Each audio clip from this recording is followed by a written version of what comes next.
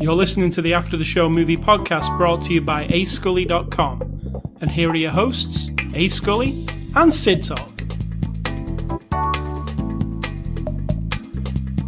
Hello. Hello. Hello. Can we help you? Yes, I'm here to buy No, some... wait. Hello? Is Tamara here? It's not quite as spooky when you do it. Thanks. That's the first time in a long time people haven't said I'm scary. So I'm good. We're good. All right. Thank you all. I'll come again next week. Thank you. We'll be here same time, same place, same bat channel. All right, so what is our... We are... Rewind. Before right. the after the show discussion was not much other than me trying to figure out film settings for my camera.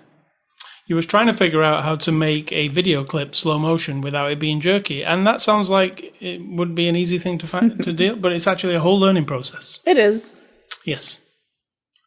So, yeah, we were doing that, and I was looking at wallpapers. That was it. Yours was a little less productive than mine, but I'm not judging. Yes. Well, no I did also much. learn. I looked up what you were looking at and learned about it. You did. You were the one that directed me. So that's good. You were part of the productive process. All right, so this is After the Show. We are a movie review podcast. We review a movie every week. And this week, on Saturday, June the 2nd, After the Show number 533, we're looking at the movie The Strangers Pray at Night. It's a 2018 movie. Its release is on Blu-ray on June the 12th. So you can pick this up. Oh, we've got this quite early, Sid Talk. Yeah? Yeah, it's another couple of weeks, isn't it? June the 12th. Yeah. Yeah, so, okay, you can't pick this up now, but you can go and get a digital version from Vudu or wherever. But the Blu-ray actually comes out on the June the 12th. It's rated R, and it's from our friends at Universal who sent us a copy for review. And if you want to win a copy of The Strangers Pray at Night on Blu-ray, just go to ascully.com, click on the word contest, and you can win a copy. So let's get on with our review. So, Sid Talk, The Strangers Pray at Night. What's the synopsis? There's some strangers. And they pray at night? Prey. Yes. Find the prey. Do you pray? You stalk the prey. You stalk the prey. So pray at night is like you are the prey at night. So there you go. That's it. Really. That's not the synopsis. That's the description of the title. The title gives you the synopsis. All right. Some assholes want to hurt some people. It's nighttime. They don't know them. Therefore, they're strangers.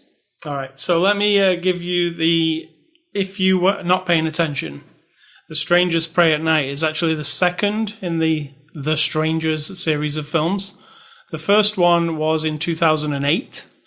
And this podcast, me and you over there, we actually reviewed this movie in one of our podcasts. Episode number 41, we reviewed The Strangers. So if you want to go back and listen to our review of the original... What did you find when you went back? I found that you said your conclusion on the movie was that you would rather watch it 1,000 times than watch that leprechaun bullshit. That was your quote. I stick by that. I stick by that. Yeah. So we must have been comparing it to Leprechaun somehow during this discussion. I don't know. So, or maybe that was a horror movie you'd watched around there.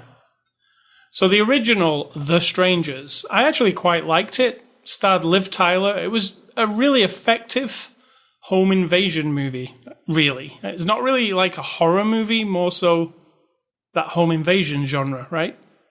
Which is a genre. There's lots of them. Is it? Yeah. It's just horror and violence. But it was creepy. Liv Tyler was really good in it. And it had... Are you saying Liv Tyler was creepy or she was being creeped out by someone else? She was not creepy. She was the heroine. The creeps were the creeps. She was the creepy, not the creeper. She was really good in it. And it was a very effective movie. It was spooky. Not spooky, because it's legitimate. These people who are attacking in The Strangers, they're just people.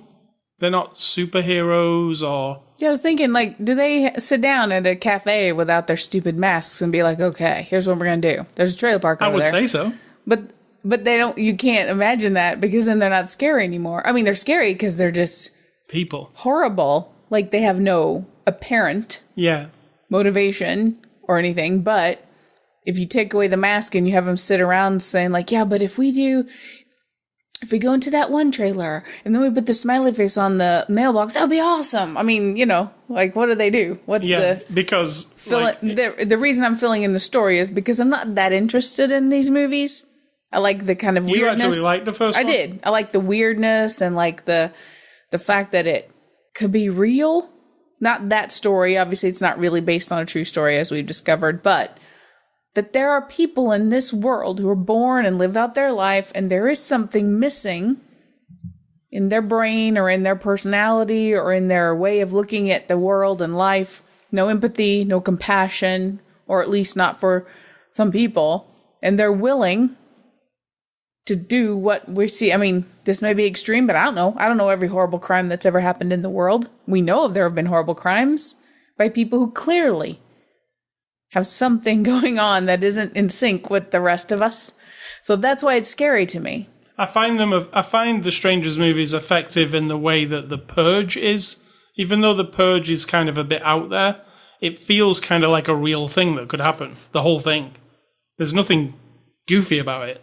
It's goofy, but you know what you're saying. There's a concept, but then the way that people behave is really probably the way people would behave in a situation like that. It's a bit of it's just being dramatic because writers can kind of get carried away with themselves, but the reality of how people are under horrible situations, it's not far-fetched to think some people would just be like, fuck it, we're just gonna be like the crazy assholes who have no respect for life, and it's gonna be fun, and that's it. I mean, that's not out of the realm of possibility.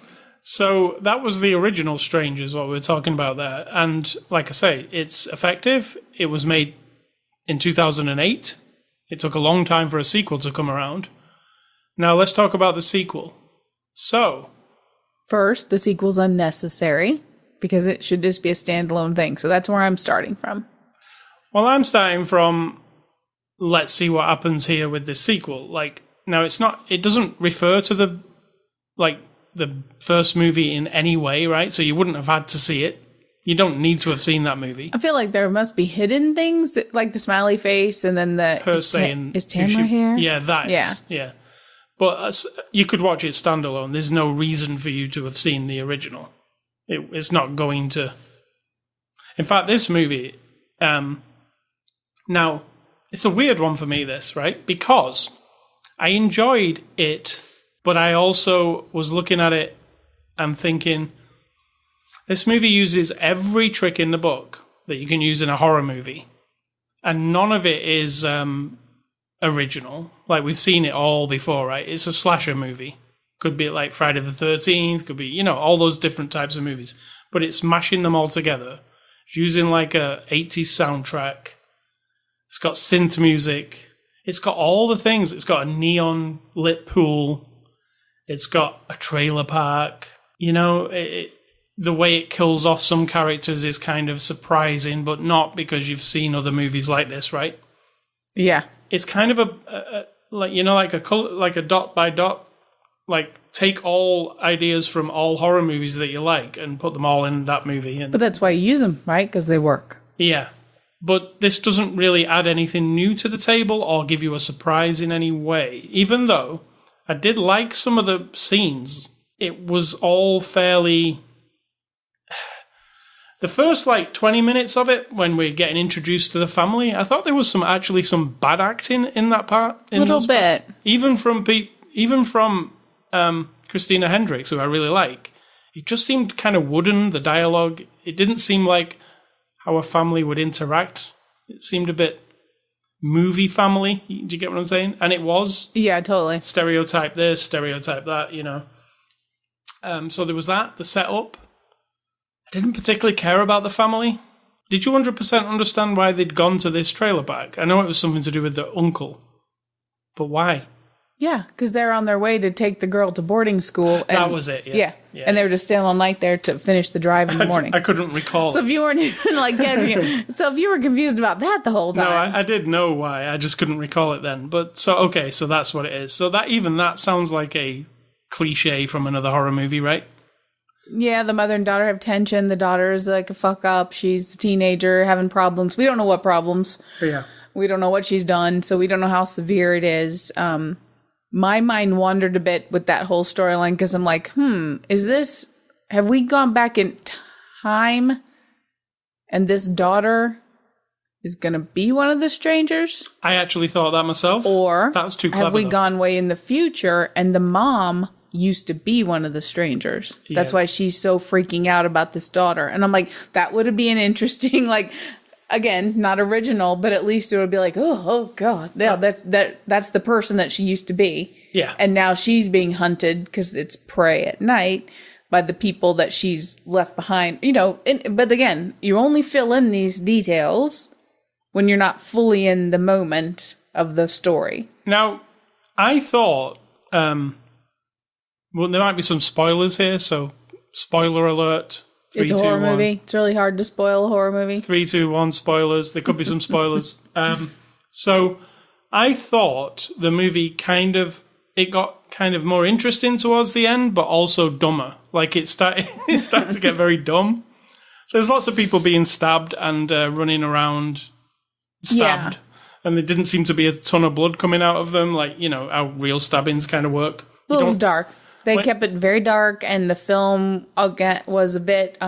Yeah, but I'm more talking about, like, when you get stabbed, running and stuff, I don't think that works anymore. I think you kind of lie down and that's it. I don't know. We don't know.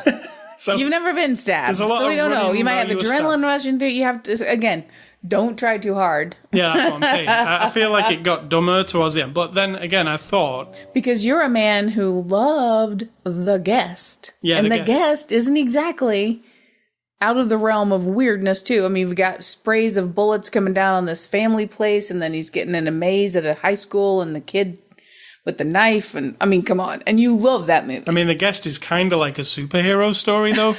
But he's not. But, like, done on the down low, Only because you like it. Yeah. There's nothing special about him. Or super. I just liked, well, yeah, he was in a government experiment. Remember? Yeah, but he wasn't a superhero. He was he'd been enhanced in some way. Yeah, but... That's what I'm saying. That didn't help. Had like a weird... That didn't help the weirdness of the movie. So that is an excellent movie, by the way, The Guest. Now, this movie tries to be like things like The Guest and another movie that I love, which I would recommend, which I am recommending this week, called It Follows. But it tries to go with that, like, oh, we've got synth music, we've got 80s music, we've got neon lights, we're trying too hard a little bit, this one, though. Did you not feel like? Kind of. Like, we're trying for that vibe. Even our title sequence, I said, that title card's trying to look like a 70s horror movie. Yeah. But it was like all kinds of like, we're trying to look like a 70s horror movie, but here's some 80s music, and here's some neon stuff. It just all kind of felt like, we just got to be cool, so these are our cool things.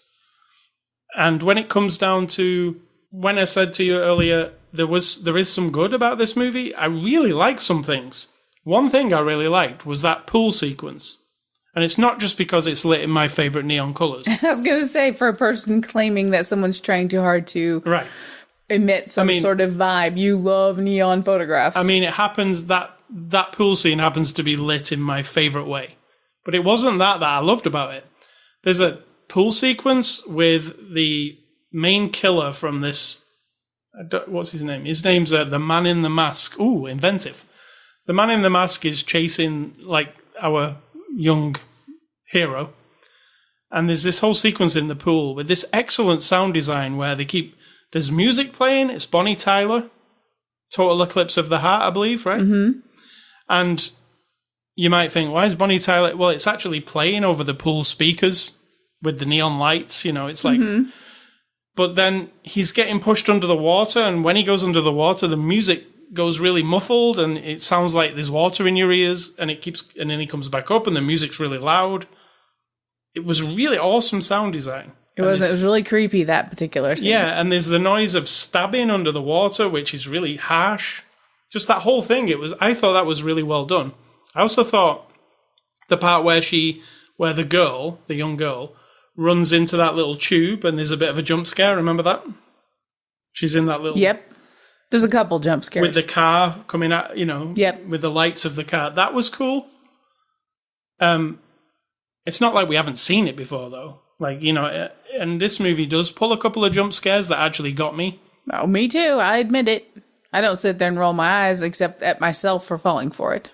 The end sequence, the finale, as you would say, with the car that is on fire and everything. Truck. It's a pickup. Come on. Truck. Be respectful to the vehicle. That seems silly to me. Like it was a bit much. It was like Christine or something. Like the truck was alive. They were homaging things, weren't they? Left, right, and centre. I felt like they were. But that was, I'll tell you what, they were totally. The ends, that end shot where she's in the back of the truck, and the guy's coming. That's the Texas Chainsaw Massacre at the end. Oh, is it? Yeah. The very end scene of the Texas Chainsaw Massacre, literally where the credits roll. They were trying for that, but it didn't quite reach that. But, Don't say that quality, because, come on, they were Texas Chainsaw Massacre is not high quality. They were probably just in love with the Texas Chainsaw Massacre and they were trying to call back to it. But, yeah, this doesn't really fit with that. But it's fun. I would say this. It's really boring for like 30 minutes. What's boring? I didn't think any of it was boring. I thought the actual family, like them actually building the family and like, oh, look, we're driving. There's like some really boring shots at the beginning. And it was actually irking me a little bit. There are some shots where, and this director's, it's his style, obviously, because it continued throughout the film. He's looking. And then he's panning, and then he's panning, and then he's panning, and then he's looking. It's like, I'm looking at a road, pan, pan, pan, pan, house. And then looking at the house. And like, it seems, it almost feels like it's trying to extend the film, like, unnecessarily. It's not telling you that much. And it does it quite a few times. I was like, wow, I don't really like that style. I think he's trying to be like one of those old, like, 70s and 80s slasher films where they're actually kind of got this slow build to them. But this movie's really short. It's like 85 minutes. Yeah, but that's good. I feel like that was one of the, and I'm not saying this to be cheeky, that's one of the best things, is that it just gets, you found it boring, those parts, and stretched out. I actually didn't mind any of that, but the length was just right, because there is no objective to this movie nor The Strangers. There is nothing other than scares. What if these assholes pick you, right? They've honed in on you. Now what's going to happen? And who reacts different ways? Nobody reacts different ways. Everybody cries and begs for their life, and some people try to get tough. I mean, when it comes down to it. But there's no objective to this movie. There's no message. Nope. Other than maybe humanity is just horrible. I don't know. I don't think that's their message, but it feels like it. That's why the timing, we don't want a long thing, because it's not a story. No. It's a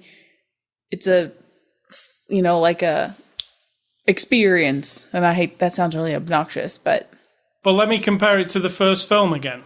And the first film, where it had a really, when you getting to know the characters at the beginning, and it takes its time a little bit, and by the time the strangers come, it's more suspenseful than this one is. This one is like, you already know the strangers are coming because they're right there on the cover of the Blu-ray. You've already bought it. You already know the strangers are coming. This family are going to a place, and it's quite clear that's where the strangers are coming, right? There isn't any tension there. I didn't find anything. Like, that's probably why we both wondered, is the girl going to be it? Is the mom it? Like, you're trying to find a story hidden in here. Yeah, in fact, I turned to you and said, spoilers. I really like Christina Hendricks as an actress, and I thought she would be the one alive at the end.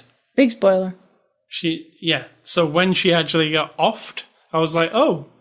But I was thinking about that. I was literally thinking about it. I was going, okay, out of these 4 heroes that we've got here, which is the one who lives?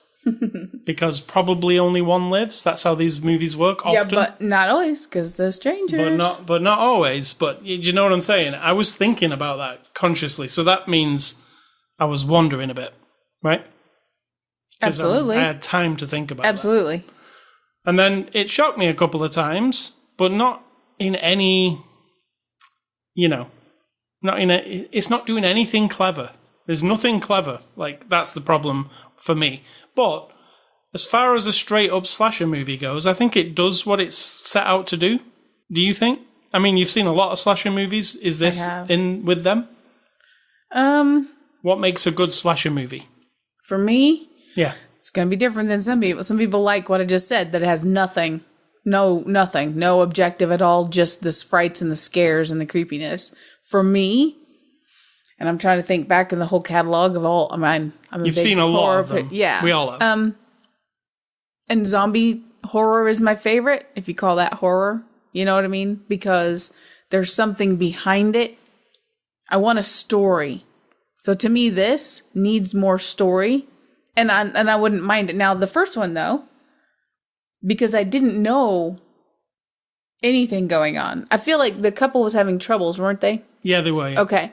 So that's a little bit of story for them. There was definitely a good build-up, and you knew who Liv Tyler and her husband was by the time. But because we didn't know the flow of this storyteller, quote unquote, it worked better, right? Because I didn't know, and then you're left to like, what are these people? Who are these people? Well, we don't know.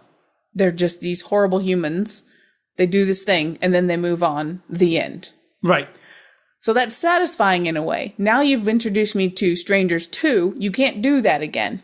No. Because now I'm waiting for you to explain something to me. Anything. Even the tiniest. It gives you nothing, right? Yeah, no backstory, it gives me nothing. I need a little bit of something. And that's where it failed. So I'm split. If you're showing me a movie that has a weird thing to begin with, like Blair Witch Project, for example, it's got a big hook. It's got an interesting look that we all, had not seen before, to my knowledge. There might have been some, but I had not ever seen the handheld thing before. So I was engrossed in it the whole movie. Then you show me other Blair Witch movies or other movies trying to emulate that sort of vibe, and no. That's not good enough anymore. So it's a tough one. This one, I would like some more story. But as far as the vibe and the look and the effects and the stunts, I thought all that was fine. Yeah, they did. I mean, to make like if this movie, like I say, it's full of the old 80s music and the kind of long camera shots and stuff, so it's obviously trying to be like something else, but that doesn't make it good.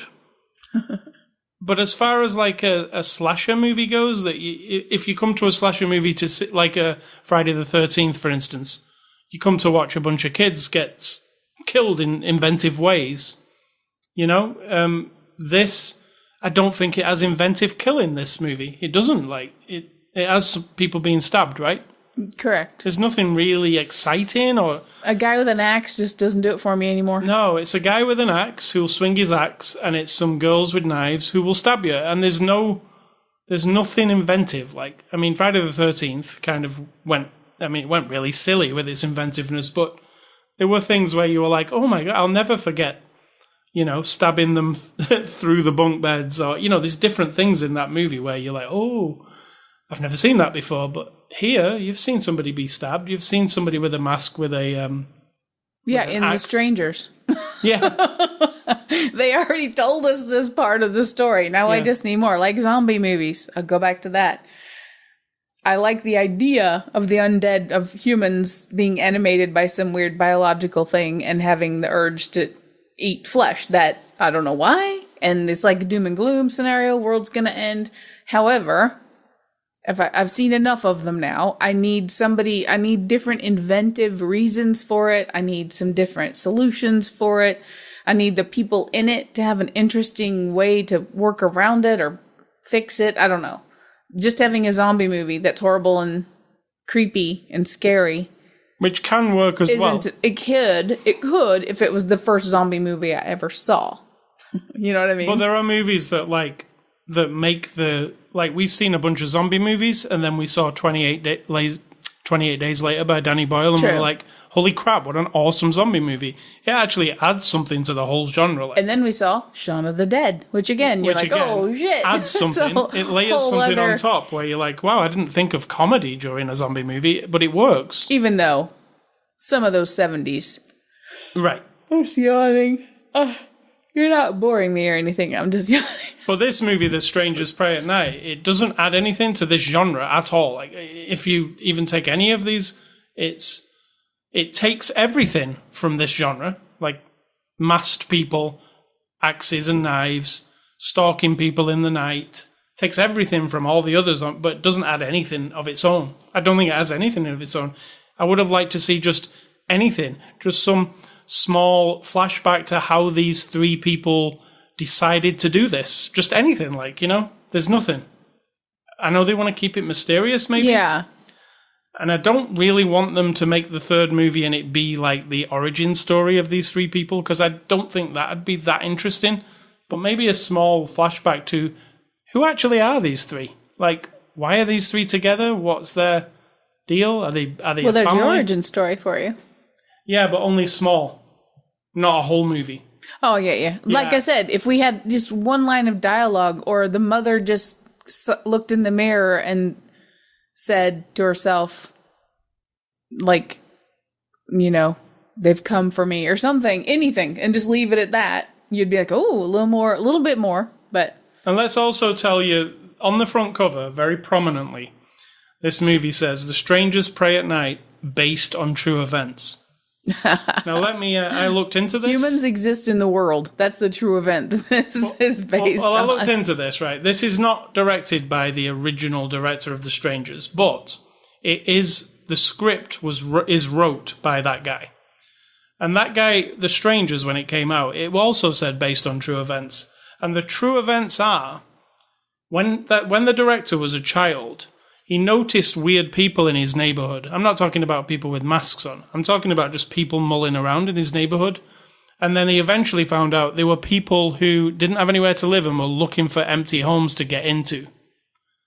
And that's what it's based on. That's the true events. The true events are him thinking that. So this movie is based on true events of that movie that are not really that true events, right? So it's very like... It's just a scam. Yeah, it is a scam. It's a con. Complete scam. It's a con tool. There's nothing really... It's an idea based on an idea that is a true idea. So, yeah, don't get fooled by that part. So, before we get on to the cast, I would say it's a genre horror slasher movie. If you're a fan of these movies, you've seen lots of these movies that are better than this one, but it is another one of them. So if you like this... That's about as non-descriptive as you could possibly... Yeah, I mean, if you like this type of If you like them, there are some, and if you don't, this is one, so there are so many better examples, though, aren't there, to actually recommend this one. There's so many better examples of this kind of movie, like including all of the Friday the 13th movies. They're not better. They're not all better. The Halloween movies. They're not all better. They're not all better, but are they better than this? Not all, no. I mean, there are some hokey ones. Absolutely. Don't get me wrong. But that original Friday the 13th movie, I'll narrow it down. It's not high quality. It's really good, though. I mean, it is like spooky. But it was only good because you were a kid and we'd never seen anything like it. Yeah. So you have to factor that in. That doesn't make the quality higher. It makes the experience different. I would go for Halloween as well as a good example of a really awesome... The original Halloween, I watch it every year. Yep. And... Good. It is good. It's just that I guess it was part of the invention, it was the part of the origin story of the tropes that we now see in horror story movies. Yeah. So, but now when you watch it again, you're like, yeah, of course. Don't go in the laundry room by yourself. Of course, don't babysit the children on a night when somebody's out, don't open the closet door, all that shit. Yeah. Also, I want to say that in this movie, they go out to, it's like this trailer park in the wilderness. And I said to you, oh, how are they going to explain that they can't phone the cops? Because why don't you just phone the cops? There's some weirdos here. But they walked into the trailer and all their cell phones were broken on the table by these weirdos. So that's But again, better. it was somebody in a room trying to write the story and going, oh, well, how are we going to get this I to actually work? thought that in my head. I thought, somebody in this team is going, hey, we always try and explain it away by saying there's no cell phone signal. How do we do it different? But these people were kind of idiots, the strangers, because they didn't take the batteries out of the broken I know, phones. that's all you had to do. Or also, just take the phones. Are you just trying to be dramatic by cracking the screen and laying it on the table? Well, their idea is... I mean, I don't want to be that person who sits and nitpicks, but I had so many urges during this movie to go, are you kidding me? Well, And I want to even though I say- enjoyed it, all this sounds like we didn't enjoy it. Well, I I- actually had a good time. I want to say the strangers, they're all about being dramatic, so that is actually fits completely. They're all about being dramatic. They That's wear true. masks. They want you to be absolutely terrified of what a horror movie has drummed into you. Like a man with a mask and an axe, people with knives, and they're drama queens, basically. That is true. Big babies, well, they're not scary at all now. Yeah, so that did fit for me. Oh, yeah, they're not very creative. They seem to have lots of logistics worked out, though, because they've picked a place and they know there aren't many people and they know how to direct you to a particular, open a door on one of the mini trailers so you'll go in there. Yeah, we need to see maybe the next movie is the behind the scenes, you see it from their point of view. That'd actually be more interesting. And you see how they... Oh, I know what it needs to be. They're just a bunch of film students and they just want to see what it's like to film people getting murdered. to make a real snuff movie. Yeah. Alrighty. Again, unfortunately, that's also been I would done. actually watch the next movie if it was from their point of view, with some explanation about them and why they're getting the kicks this way. I thought you said you didn't want an origin story. Not an origin story, actually, the next part, but from their point of view. Like the next people they go and terrorize. Or are they all dead? Did they die in this movie? Or are they supernatural now? And there's a huge absence of law enforcement or news footage of cop any turned kind. up. A cop turned up, and I'm saying, they're never, even in The Strangers, there's no and again, it's a trope, it's a boring little thing to throw in there that you have the TV on for 2 seconds, somebody picks up the remote control, and in that 2 seconds, you see a news story saying mysterious murders happening. Yep. People in masks spotted, whatever. Again, I'm not advocating using those kinds of things. However, there's an absence of these things happening in the world. It's Right. as if the world has disappeared. Like this is zombie Armageddon, and these people, or the Purge. Yep. Everybody's tucked away somewhere else, and this can just happen. Like there's no world intervention. I kept getting the vibe of The Purge quite a bit, just the way the film was made. Like, even though, if you would have said, well, these three, it's the Purge night. At the beginning, you go, every year we have a Purge night, and then you just saw this movie. You'd be like, oh, well, these are just three purgers, right? Doing Yeah, it's like it's an offshoot. Yeah. So, yeah, if they would have changed the title, I don't think you would have questioned that these were purgers just doing the thing, being assholes. So, let's move on to the cast. Christina Hendricks plays Cindy. Thank you. Hey, Cindy. She played you. There's a lot of Cindys in the world, even fictional. What do you think know of what? If you Christina? notice, there's not a lot of fictional Cindys anymore.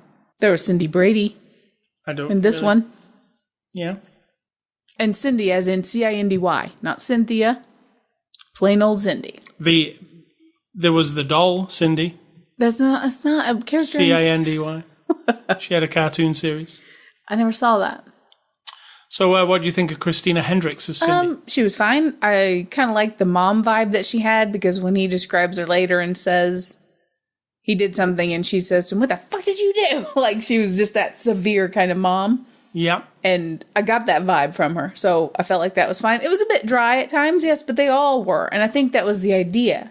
They wanted neutral, because as soon as the shit hits the fan, we want your reactions are going to be in contrast to this sort of like family trauma. We're taking the kid off. They've got lots of fighting in the family. You know, everybody's all under tension. So I felt like it was okay, but it still stood out a little bit. And that goes for everybody. So before you ask me each individual person, they all did the exact same thing. I really like Christina Hendricks, but this was like nothing for her. Like, she didn't have to, there was no, she couldn't be a great actor in this or anything. It was just like, hello, I'm the mom.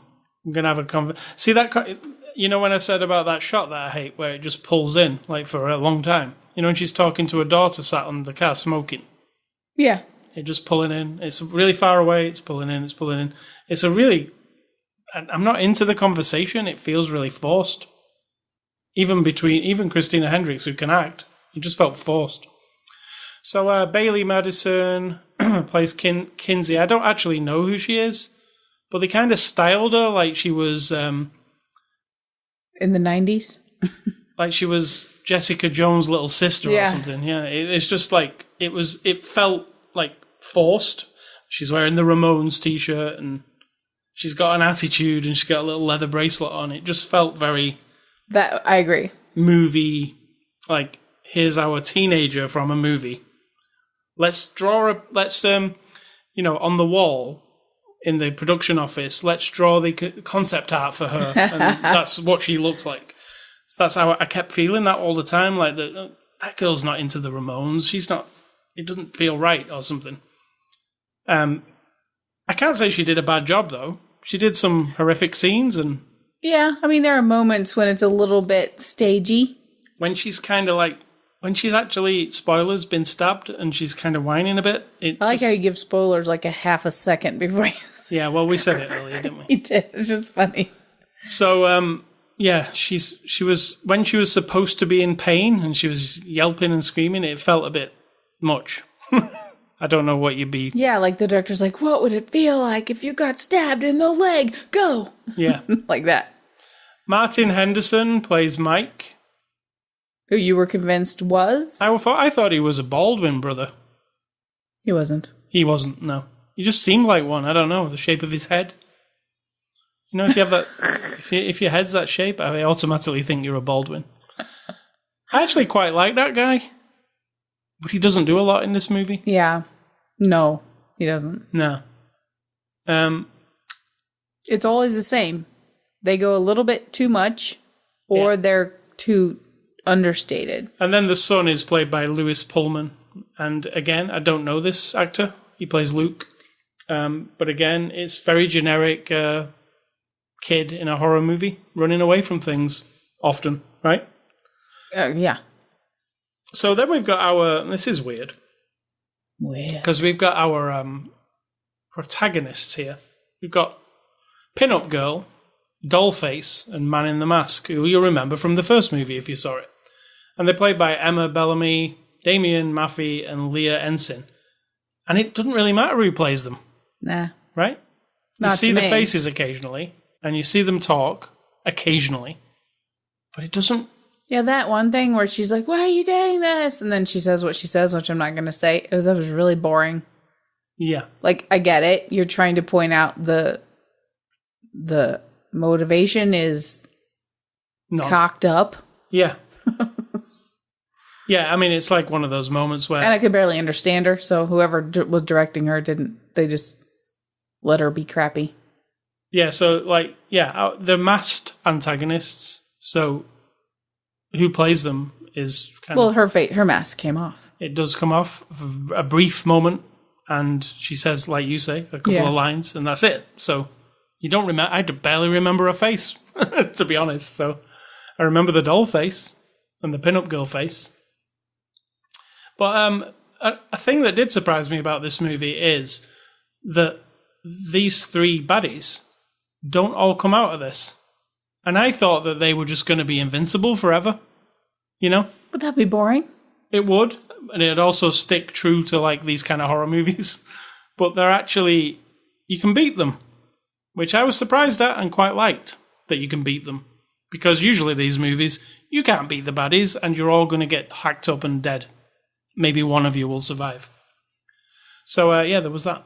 This is directed by Johan Roberts. And he directed 47 Meters Down, which I haven't seen, but it's a shark movie. And I've heard it's a very average shark movie. And that's it. So You mean the shark is average or the movie is average? The movie is an average shark movie. You know, just one of those shark movies. There's a lot of shark movies, like there is a lot of slasher movies, right? So The Shallows to you is a good shark movie. The Shallows was actually a very above average shark movie to me. Above average or good? Good. Okay. Jaws is the benchmark for a shark movie. The best. You can just tell how old you are, because like if you measure everything by Halloween and and Friday the 13th and Jaws and The Exorcist, let's go down The Exorcist, George Romero zombie movies. If all those are your benchmarks, that just tells you how impressionable you were. But I haven't when seen. You watched them. I'm still saying I've seen lots of shark movies in my life, and there still isn't one that beats Jaws. Yeah, but you were impressionable. Even now, you were impressionable. You bring that with you as an experience. Yes, some movies when you watch them again, you're like, oh, that's not as good as I thought it was. Jaws does hold up. Yeah, I agree absolutely with you. holds up. But if you showed it to somebody now holds up. who's 40, who's never seen it, or 50, I'm 50, which would be unusual, but to show them it now, would it have the same impact on them? Probably not. If they've never seen it. No, they probably would say, oh no, The Shallows is much better. Because that'd be the one that they saw. The 50-year-old? I don't know. The 50-year-old? That's what I'm talking about. A 50-year-old who's never seen Jaws. Never seen a shark movie. Yeah. Yeah. Let's go there. I still think you'd be impressed by Jaws. Because it's really well made. I mean... Is it though? We know how crappy it was when they made it. We know how crappy it was, but you can watch it even now in high definition when we got it again on Blu-ray, and it still holds up. It still looks good. Is this a Jaws review? Yeah. But anyway, again, we're distracted because we're not. The movie at hand. This does tie in with this. What I'm saying is this guy has made an average shark movie, and now he's made an average slasher movie. So next, he needs to make a romantic comedy. With people in masks. And a shark. A shark falls in love with some slashers. There you go. So there are extras on this Blu-ray. You get an alternate ending. What do you think of the alternate ending? Did it make it a better ending? No. Did you think the actual ending? I hated it. Hated the ending. That was stupid. It's a... And I rarely say that. It's just really lame. It doesn't do anything. Doesn't set anything lame-ass ending. Absolutely lame. And it's not an ending. It is just a drift off to end the movie. It's not an ending. It just ends the thing. And it's not even the end of a story. It's not a cliffhanger. No. It's not anything. It's just boring. I'll be right out there with it. That part, I was like, what? I've gone through this. I'm trying to keep a balance on me enjoying this experience, even though it's not great. Oh, and now that's what you do to me at the end.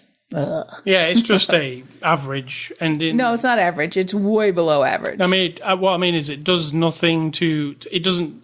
It's nothing. It doesn't reveal anything, and it doesn't set up anything else. Absolutely. And I kind of hate movies that set up a sequel or another movie. But I think this movie actually needed at least if it's Marvel, then you love them all. But I think this movie needed at least that to make that ending interesting, because that ending was not interesting. Even the new version of the ending, the deleted version, that was actually worse. Yeah. So they did pick the right one, at least. There's a Prep for Night music video, director's cut. There's a look inside The Strangers Pray at Night. It's really EPK, electronic press kit style. They're just talking over the trailer, really. Like, there's the clips from the movie, and there's them talking. There's the family fights back, and there's the music of Strangers Pray at Night. That's the extras. So, conclusions on the extras. On the extras? Not on the extras. Conclusions on the movie. Because it's short, and because I'd seen the first one, and I get it, it's kind of a fun rainy afternoon thing. However, it makes me want to then put in a horror movie of a higher It makes caliber. me want to put in one that I really like, which I'm going to recommend this week. Go for it. But anyway, The Strangers Pray at Night, I really, really like the original one a lot better than this one. It's one of those where the original and the sequel is not as good, and also slightly unnecessary. Slightly. But if I had to, the part that I did like was the pool scene. I really liked it. That was actually visually interesting and like, you know, and sound. We're movie people, so we see lots of fictional ways people are murdered or die. And I'm not saying that's a good thing to have in your head in your life, but we're grown-ups. We understand it's fiction. It's not really happening. I wouldn't wish that on anyone. However, when you do see someone performing a death of their character, and it's not just your standard, you know, or like, falling off a building or something. I'm more interested because I'm like, ooh, that looked terrifying and he did it well. The lighting was good. All of that made me want to like save him. You know what I mean? Yeah. And as soon as the Bonnie Tyler music came on and the lights came on around the pool, that whole scene was almost like it was from a different movie and somebody else made that bit. It didn't. Yeah, it did actually. It was actually better than the rest of the movie. So, and I was like, oh, here we go. It's going to get really good now. And it got exciting at least. There was some action after that part.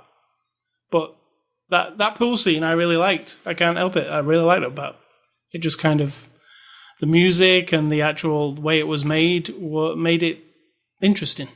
So, yeah, that's our... if you want to win a copy of this movie, by the way, did I mention? You can win a copy on Blu-ray. The Strangers Pray at Night. Just go to ascully.com, click on contest, and win a copy. You can also win a copy of the new Pacific Rim movie. So go and win. Win! So thanks to Universal for providing the prizes and providing us for a copy for review. Next week, we're going to be reviewing Jason Bateman's new movie, Game Night. We'll look at that next week.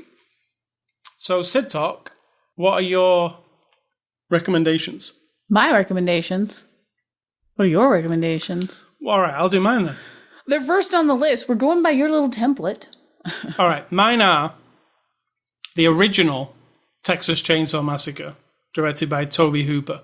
Not the remakes, the original. It's a very effective movie still. Is it? Yeah, it absolutely is. I've got the Blu-ray of it. You can watch it and still be freaked out by it. It's a freaky film. It's got that, I don't know, it's such a low-budget film, but it is scary. So I give you the Texas Chainsaw Massacre. A classic, I think, in amongst horror movies. And my other one is a newer film, and this film tried to be like it in ways, like with its synth music and its old music, and it's too cool for school vibe, what it was trying to go for. But It Follows, I think, does that really well. It's a neon synth music. Yeah. It Follows is a neon synth music. Didn't have neon imagery. It had some neon imagery in that pool. There's a pool scene with some neon imagery. Also, yeah, it did. It also had lots of synth music, and it was trying to be... Are you talking about, like, the ending sequence? Was that It Follows? Yeah. And it's trying to be retro, but not, you know, at the same time. Did It Follows end up in that abandoned pool? Yes, it did. Okay. I thought that was a different movie. Okay. So, yeah, It Follows. I'd highly recommend it. It's a cool movie. It's really cool. It's got a really cool concept that I think, we've reviewed it. You can go back and have a look. But that concept is something you've never heard of before. No. And it's actually interesting, right? No. So what are yours? Mine are not necessarily unpredictable. Blair Witch Project. Not because it's good. Because if you haven't seen it, and you don't have a shitty attitude about like, everything's lame. Like, I can pick things apart and criticize things. But when I did watch the Blair Witch Project, I was like, whoa, I've never seen anything like that. It's unlike watching it for the first time and not having experienced anything like it. It is a different kind of movie watching experience, which is what I think The Strangers was attempting to do without all the backstory and all that stuff, even though I wish now if they're going to go forward, they would add it in there. But Blair Witch Project, just because of that. If you haven't seen it and somebody hasn't poisoned the well there in your mind. And the other one is Dead Calm. And the reason is, I don't even know why it came to my mind. I don't know if it's a great movie. Good movie, yeah. I don't know if it's good. It's got Nicole Kidman, Jurassic Park guy, and the guy from Titanic, Zane. Sam Neill. Sam Neill from Jurassic Park, and then Billy Zane. Billy Zane. There we go. I'll just name them by their movies. Titanic, Jurassic Park, and say Far and Away. We're going to give her that movie. Some people will be like, what's that one? But in the description, because this movie was The Strangers, and they are just effed up with really no explanation. Here's a description from IMDb of Dead Calm. After a tragedy, John Ingram and his wife Ray are spending time isolated at sea when they come across a stranger who has abandoned a sinking ship. A stranger. And he has a similar vibe, I'll just give it that, as these other wackos. But no mask. And no mask, just that face of his. That could be a mask, I don't know. But it is creepy. It has a similar vibe, strangely enough, as Event Horizon, which is totally opposite. It's not on the ocean; it's out in sea, out in near a black hole in space. Similar kind of weirdness about chaos and people going crazy, and so that's it. Dead Calm. All right. So games and Ace Scully stuff. I've been playing a game. You've been watching it, and it's a game called Detroit: Become Human by Quantic Dream. They're the people who made Heavy Rain and Beyond Two Souls.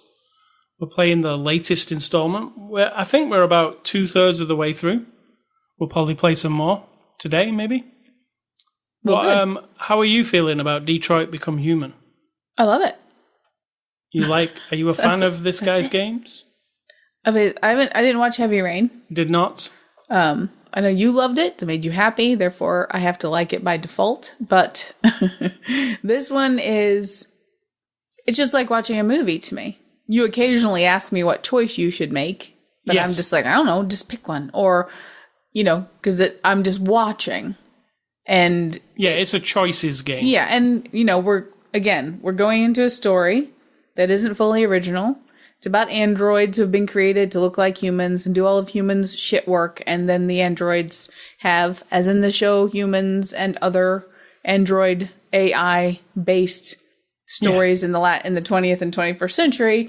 Their AI is now becoming self-aware and aware of how they're being treated, and do they exist as an entity of their, sentient being and all that stuff. So that's the story, at least so far.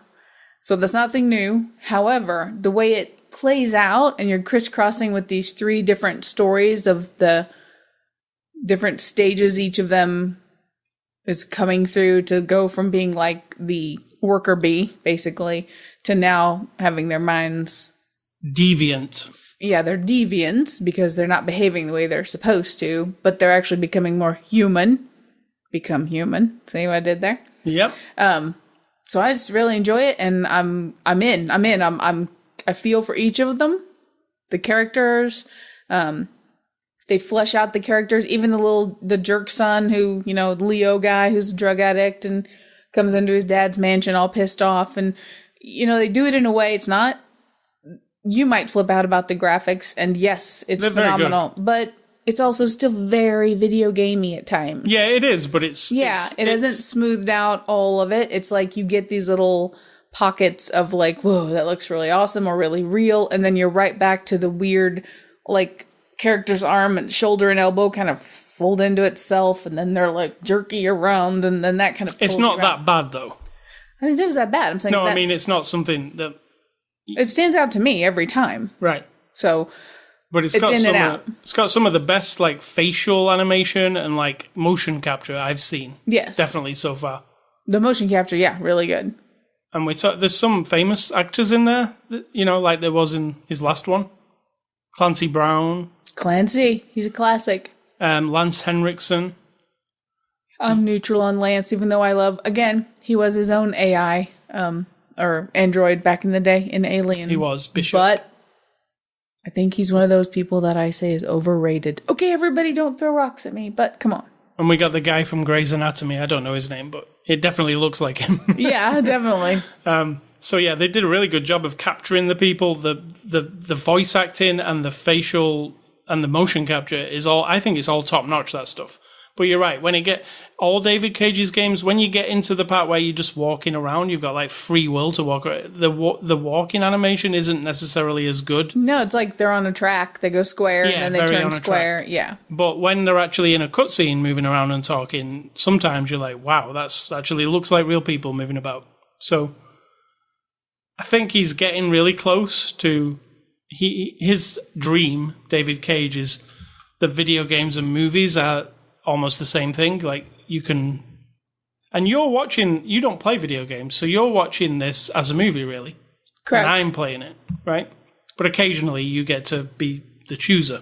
So it is something that if you are a video gamer and you do have a wife or somebody else in the house who never plays video games, they might be interested in this because it is a story. If you're playing it and they're watching a story being told. And they're actually invested in. You are invested, right? You want Kara. You like.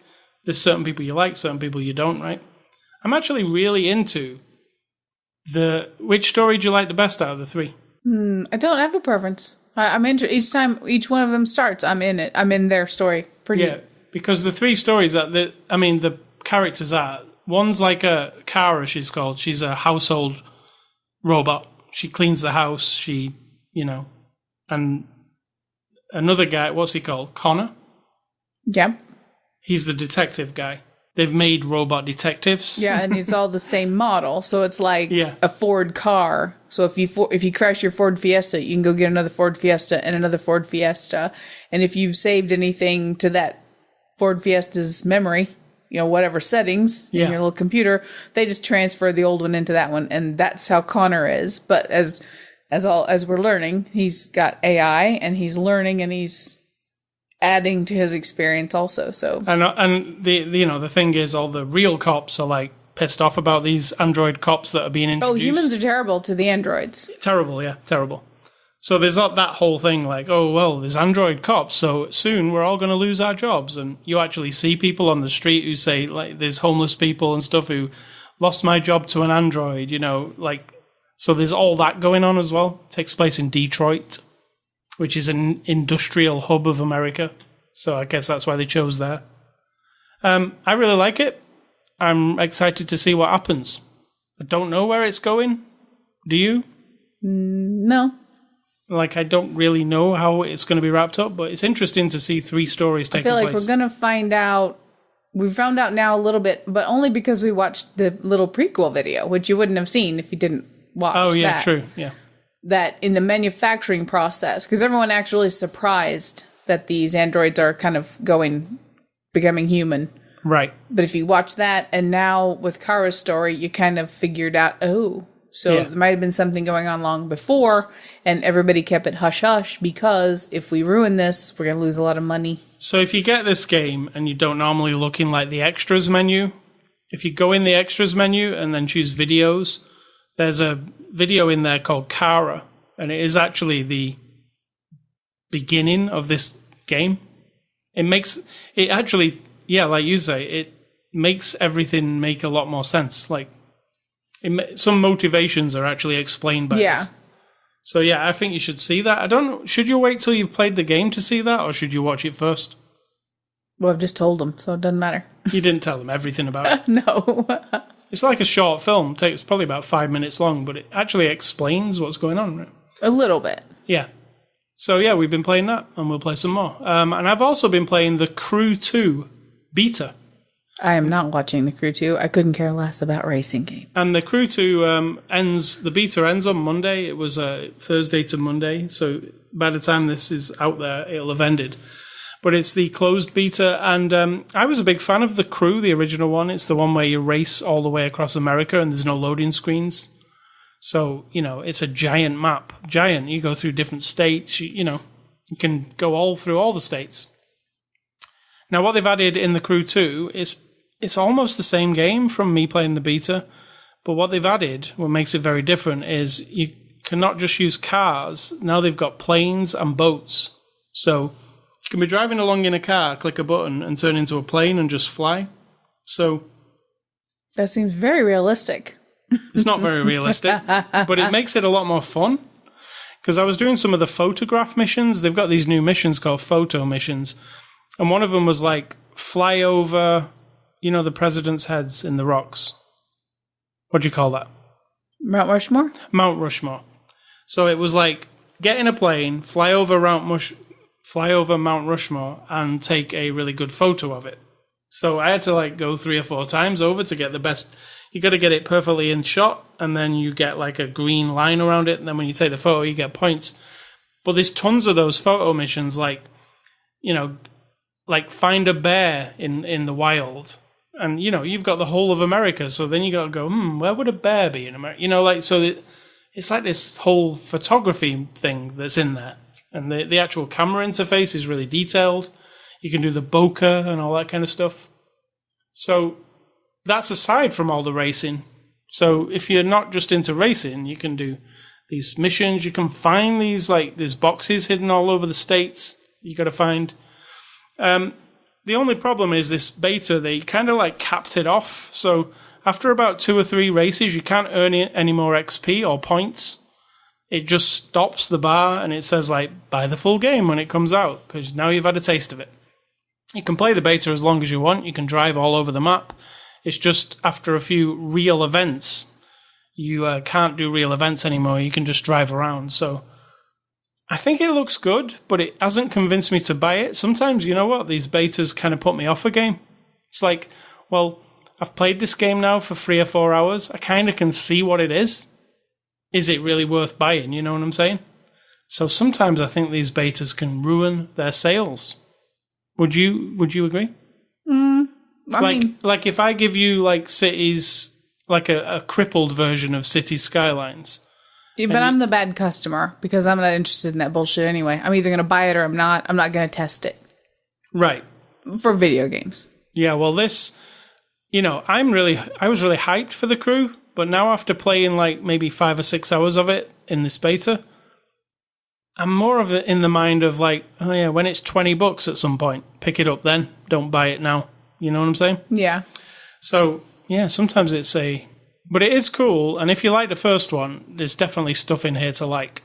So, Sidtor, what is for dinner today? Jimmy John's. Jimmy John's. We're not even going to wrestle around this one. I'm really not in the mood to cook, or I don't know why. But nothing sounds particularly delicious. Although I do have... Oh, okay. I might be changing my mind. Oh. Right live. I do have mashed potatoes. And we have some of those corn. We're vegetarian. So there's corn, Quorn, brand of what is mushroom-based protein and vegetable protein. Little nuggets. It sounds really appealing. But is your mind changed? Yeah, it might have. Because I can put that together in probably an amount of time it would take me to drive to Jimmy John's. But we'll see. I don't know. Either sounds good. I don't have another vegetable to go with it. But I'll find. All right. So, what is your advice before we leave? Stop trying to just feel good and happy all the time. That's not... People might think that doesn't sound like great advice. But when people deny... like a comment because they don't like it, and then they want to tell you that you're just being negative and you need to be positive because it doesn't make them feel good. Fuck off. I'd rather make you feel bad. And then a little while later you think about it and you decide, oh, I don't want to feel bad anymore. And then you've grown or something's changed or you've gone through it and you've then moved on to feel better. And then you feel good, and then something happens, you process it, it can make you feel like shit, but don't run away from it. Don't pretend like it's not there. Don't tell other people who aren't like all rainbows and glitter coming out of their assholes that they're negative. I sound really negative right now, but I'm not. Because I believe in all the highs and all the lows. Without all of that, then there's nothing. You are as neutral as a fucking piece of gray cardboard. Like, what's the point of life if you try really hard to just never, ever, ever, ever, ever, ever, ever, ever experience an emotion that isn't just, everything's fine, because you know it isn't. And I hate that shit. So I'm going to say, just stop trying to feel good and happy every minute. Let the bad happen. And then the good, I promise you, is better. All right. Thank you. Well said. Thank well you. spoken. Thank you. Everybody claps. I hear applause in the background. Applause, cheers. That was an optimal tip. So if you want to catch us, you can go to our website, ascully.com, sidtalk.com. If you go to ascully.com, you can win this movie. If you go to Twitter and Facebook, you can also win this movie.